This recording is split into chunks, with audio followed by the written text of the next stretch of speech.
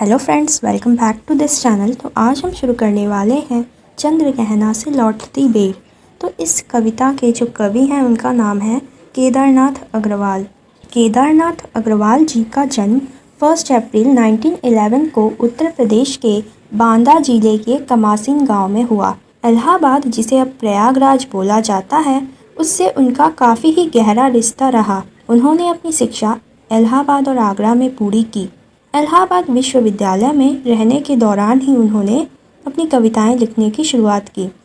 वह पेशे से एक वकील थे, यानी कि वो पैशन से एक वकील थे। उनकी मृत्यु सन 2000 में हुई। युग की गंगा, नींद के बादल, लोक और अलोक, आग का आईना, पंख और पतवार, अपूर्वा, बोले बोल अनमोल, आत्मगंध, ये सब उनकी जो है प्रमुख कविताएं हैं। उन्हें सोवियत लैंड नेहरू पुरस्कार, साहित्य अकादमी पुरस्कार, हिंदी संस्थान पुरस्कार जैसे बड़े पुरस्कारों से सम्मानित किया गया। वो अपनी कविता को बहुत ही आसान भाषा में लिखते थे, जिससे आम आदमी भी उनकी कविताओं से जुड़ सके, उनकी कविताओं को पढ़कर समझ सके। तो इस कविता में कवि केदारनाथ अग्रवाल जी ने गांव के प्राकृतिक सौंदर्य का बहुत ही अच्छी तरह से वर्णन किया है, यानी कि गांव के प्राकृतिक सौंदर्य के बारे में बहुत ही अच्छी तरह से बताया है। हरे भरे खेत, बगीचे या फिर नदी का किनारा, सभी इस कविता में जीवित हो उठे हैं, यानी कि उन्होंने बहुत ही अच्छी तरह से पेश किया है उन सभी को। जिस समय उन्होंने यह कविता लिखी थी उस समय वह नगर में रहते थे, यानी कि सिटी या टाउन में रहते थे, और किसी कारणवश उन्हें चंद्रगहना नामक गांव में आना पड़ा। तो लौटते वक्त क्या होता है कि जो कवि की ट्रेन है वो लेट से आने वाली होती है। तो कवि क्या करते हैं, अपना टाइम पास करने के लिए खेत के पास जाकर बैठ जाते हैं और प्रकृति का आनंद लेने लगते हैं। और तभी उन्होंने इस कविता को सोच लिया अपने मन में। अपनी कल्पना में वो खेतों में उगने वाली सारी फसलों को मानवीय रूप दे देते हैं और उनकी विशेषता बताते हैं। वे ये भी बताते हैं कि वो क्यों सुंदर लग रही हैं।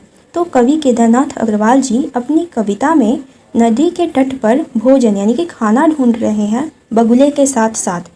उस पक्षी का भी उन्होंने बहुत ही अच्छी तरह से वर्णन किया है, जो नदी में गोता लगाकर अपना भोजन खोज रहा है, अपना खाना खोज रहा है। तो कुछ टाइम बाद उनके जाने का समय हो जाता है, उनकी ट्रेन आने वाली होती है। उन्हें इस बात का बहुत दुख होता है कि उन्हें इस प्राकृतिक सौंदर्य से भरे गाँव को छोड़कर फिर से वही सिटी टाउन में जाना पड़ेगा, जहाँ रहने वाले लोग बहुत स्वार्थी और पैसे के लालची हैं, जिन्होंने गाँव की इस सुंदरता को कभी देखा ही नहीं है।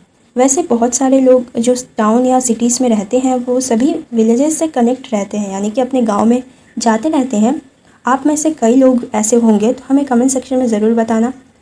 तो चलो आगे बढ़ते हैं। तो इस तरह हम कह सकते हैं कि कवि अपनी इस कविता के द्वारा अपने मन की बात कहने में पूरी तरह से सफल हुए हैं। ओके, तो चलो कविता का एक्सप्लेनेशन शुरू करते हैं। देख आया चंद्रगहना, देखता हूँ दृश्य अब मैं, मेर पर इस खेत की बैठा अकेला, एक बीते के बराबर, यहाँ हरा थिगना चना, बांधे मुरेठी शीश पर, छोटे गुलाबी फूल का सजकर खड़ा है। तो इस पंक्ति में कवि हमें बता रहे हैं कि वो चंद्रगहना नामक गांव में घूमने गए थे, और जब वो वापस आ रहे थे तो उन्हें रास्ते में एक खेत दिखाई देता है। अभी उनकी ट्रेन को आने में बहुत ही वक्त था, इसी कारण वो खेत की प्राकृतिक सुंदरता को देखने के लिए एक मेर, अब मेर क्या होता है, दो खेतों के बीच में मिट्टी का बना हुआ रास्ते को मेर कहते हैं। तो वो एक मेर पर जाकर बैठ जाते हैं और खेतों में उगी फसलों को और पेड़ पौधों को देखने लगते हैं।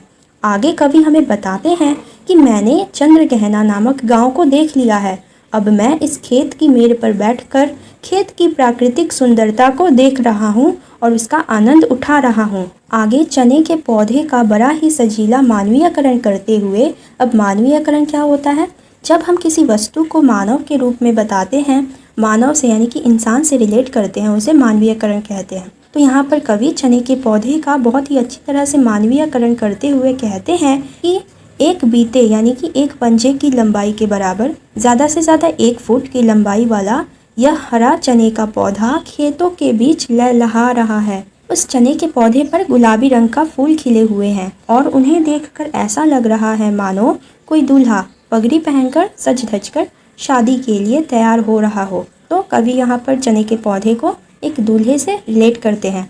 पास ही मिलकर उगी है बीच में अलसी हठीली, देह की पतली कमर की है लचीली। नील फूले फूल को सर पर चढ़ाकर कह रही जो छुए यह, दूं हृदय का दान उसको। तो इन पंक्तियों में कवि केदारनाथ अग्रवाल जी ने अलसी के पौधे का मानवीयकरण किया है। तो अलसी का पौधा जो होता है वो बहुत ही पतला होता है और थोड़ी सी हवा के कारण भी हिलने लगता है और झुककर फिर खड़ा हो जाता है। इसलिए कवि ने यहाँ उसे देह की पतली और कमर की लचीली कहा है। उन्होंने चने के पौधे के पास ही उगे हुए अलसी के पौधे को एक नायिका के रूप में दिखाया है, यानी कि एक औरत के रूप में, एक लेडी के रूप में दिखाया है।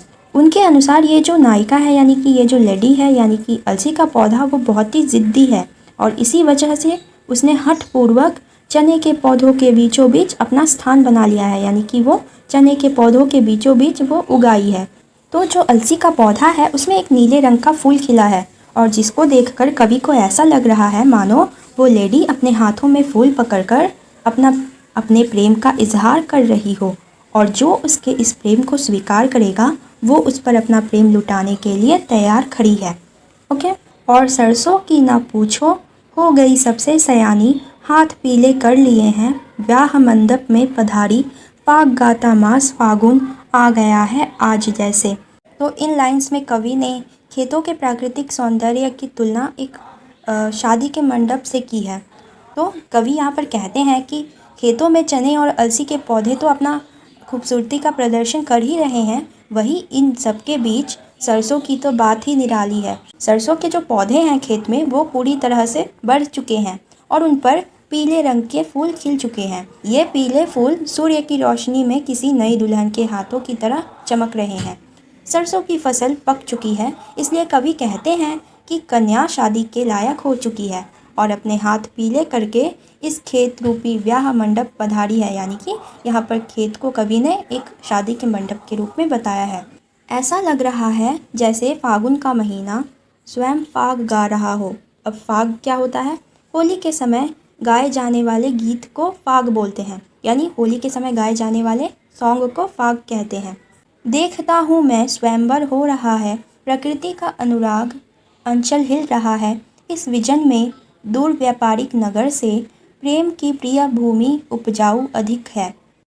तो इन लाइंस में कवि ने एक गांव की प्राकृतिक सुंदरता और एक शहर की तुलना की है। उनके अनुसार जो शहर में लोग रहते हैं उनके पास इतना टाइम नहीं होता कि वो प्राकृतिक सौंदर्य का लाभ उठा पाए। कहते हैं कि जो शहर के लोग हैं वो प्राकृतिक के सौंदर्य को नहीं देख पाते हैं, जिसकी वजह से उनके मन में प्रेम का भाव नहीं आ पाता और वो लोग बहुत ही स्वार्थी हो जाते हैं। जबकि दूसरी ओर कवि को गांव के प्राकृतिक सौंदर्य में बहुत ही शांति मिल रही है। कवि कहते हैं कि चारों तरफ सुनसान होने के बावजूद भी खेतों में इतना प्राकृतिक सौंदर्य भरा है कि ऐसा लग रहा है मानो यहाँ कोई स्वयंवर चल रहा हो। स्वयंवर यानी कि शादी। सभी सज धज के खड़े हैं और मंडप भी सजा हुआ है। कन्याएं सजकर अपने हाथों में फूलों की माला लेकर दूल्हे को चुन रही हैं। तो यहाँ पर लड़की जो है वो सरसों और अलसी के पौधे को बताया गया है, जबकि दूल्हा चने के पौधे को बताया गया है। तो ऐसा दृश्य देखकर कवि के अंदर भी प्रेम भावना जागने लगती है। इसलिए कवि ने यहाँ पर कहा है कि व्यापारिक नगर से दूर प्रेम की यह प्रिय भूमि अधिक उपजाऊ है और पैरों के तले है एक पोखर, उठ रही इसमें लहरियाँ, नील तल में जो उगी है घास भूरी, ले रही वो भी लहरियाँ, एक चांदी का बड़ा सा गोल खंभा आँख को है चमकाता है, कई पत्थर किनारे पी रहे चुपचाप पानी, प्यास जाने कब बुझेगी। तो इन लाइंस में कवि ने खेत के किनारे एक तालाब और उसमें पड़ने वाली जो सूर्य की रोशनी है उसके बारे में बहुत ही अच्छी तरह से वर्णन किया है। वे मेड़ पर जहाँ बैठे हुए हैं उसकी दूसरी ओर एक तालाब है जिसमें पानी भरा हुआ है और हवा के साथ उसकी लहरें उठ रही हैं। तो उसके साथ ही बगल में यानी कि तालाब के बगल में भूरी घास उगी है और वो भी हिलने लगी है, मानो आकाश में पतंगे उड़ रही हों। तो जब तालाब में सूरज की रोशनी पड़ती है तो उसका शैडो पानी में एक चांदी के खंभे की तरह दिखाई देता है, जो कवि की आंखों को निरंतर चमका रहा है और लेखक को उसकी ओर देखने में मुश्किल हो रही है। दूसरी तरफ तालाब के किनारे कई पत्थर पड़े हुए हैं। जब जब तालाब में लहरें उठ रही हैं तब तब तालाब का पानी जाकर पत्थर को भिगो रहा है। ऐसा लग रहा है मानो पत्थर चुपचाप पानी पीते जा रहे हैं। पर अभी तक उनकी प्यास नहीं बुझी और पता नहीं कब उनकी प्यास बुझेगी। इस तरह कवि ने अपनी इन लाइन्स में प्रकृति का बड़ा ही सुंदर तरह से मानवीयकरण किया है।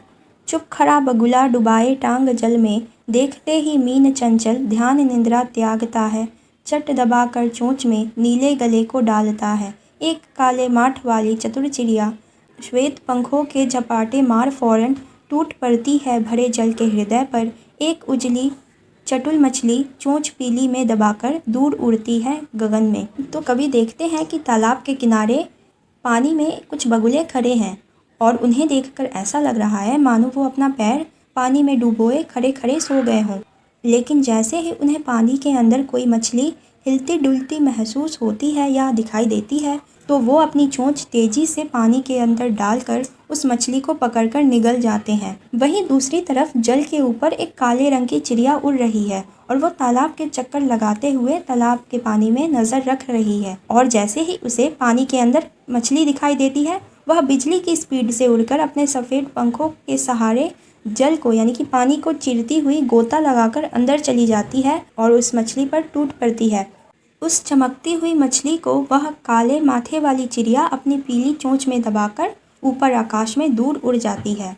और यहीं से भूमि ऊंची है जहाँ से रेल की पटरी गई है। ट्रेन का टाइम नहीं है, मैं यहाँ स्वच्छंद हूँ, जाना नहीं है। कवि जहाँ पर बैठकर गांव के प्राकृतिक सौंदर्य को देख रहे हैं वहीं से कुछ दूर जो ज़मीन है वो ऊंची है और ऊंची होने के कारण उसके पार नहीं देखा जा सकता और उस ऊंची ज़मीन के दूसरी तरफ ही रेल की पटरी है। वहीं कहीं रेलवे स्टेशन है जहां से कवि वापस जाने के लिए ट्रेन पकड़ने वाले हैं।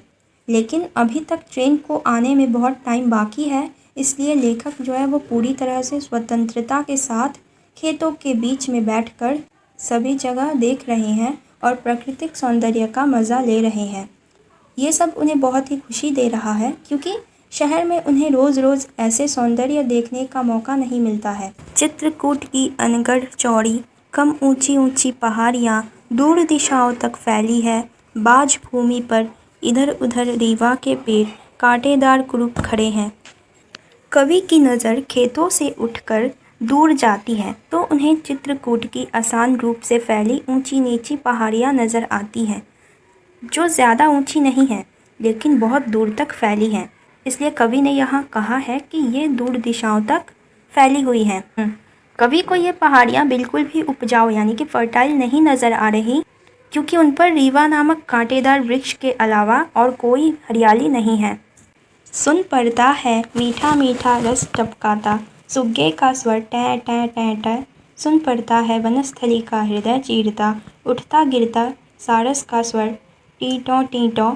मन होता है उड़ जाऊं मैं पर फैलाए सारस के संग, जहाँ जुगल जोड़ी रहती है हरे खेत में। सच्चे प्रेमी कहानी सुन लूँ चुप्पे चुप्पे। कवि को बीच बीच में तोते की टै टै की आवाज़ सुनाई देती है जो इस शांत वातावरण में फॉरेस्ट के अंदर से आ रही है।